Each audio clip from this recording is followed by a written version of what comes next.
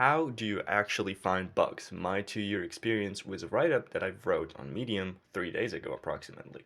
And a lot of people were very interested in the book I mentioned there.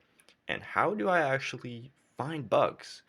I did find it challenging at the beginning when I was starting out with bug hunting. However, in this write-up, I mentioned that this book is going to be paid. However, I decided to give it all for free in terms of video content so you guys can follow along much better instead of reading what I've written. So let's just start.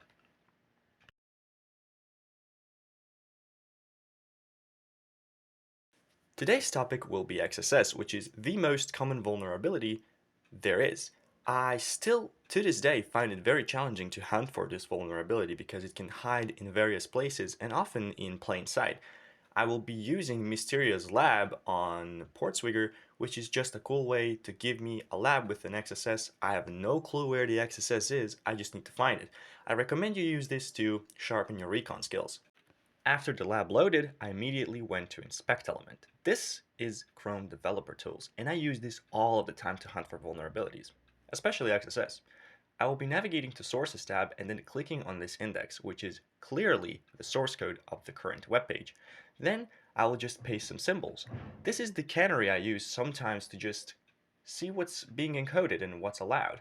I will be also including some text in the beginning so you can actually search for this canary inside of the source code. Therefore, after I've given all of this stuff to I will just copy this test12345 now, and let's hit search. So clearly, I have no clue what the vulnerability right now is. I will be navigating to the source code of the page, and I will be hitting Control F on the keyboard to find where is this canary being located. I immediately notice it is being located in two places, so that is interesting.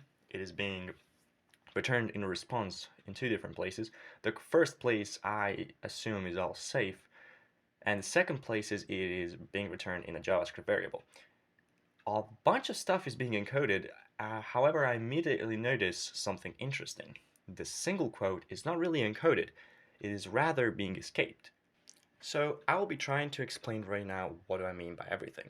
This here is a variable called test, which is encoded in single quotes, and I want to display the single quote in response. So there we go. I will just add a backslash to it so I can escape it and return the response. If you know basic programming, you know what I mean.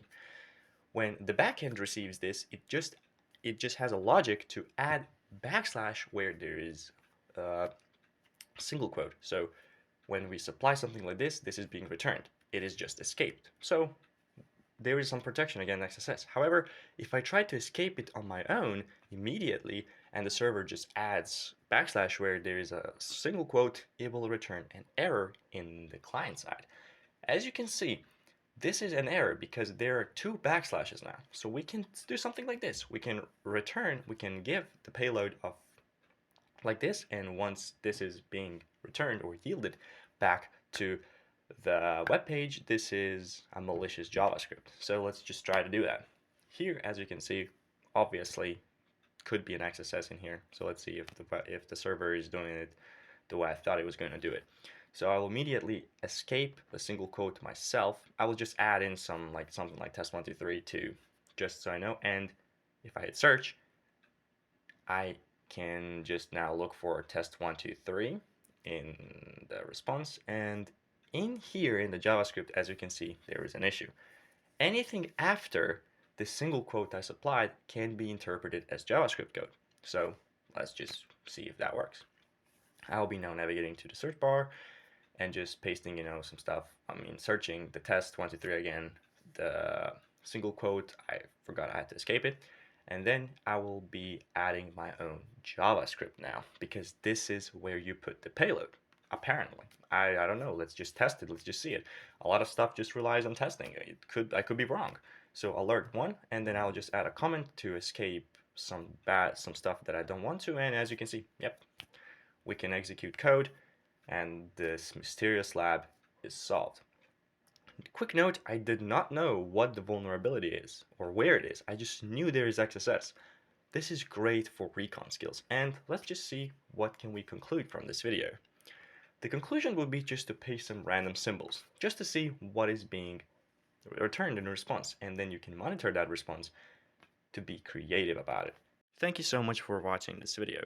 I'll be focusing on YouTube from now on and providing video content for you just so you can have a better understanding of all of the stuff that you might have learned from Portswigger or somewhere.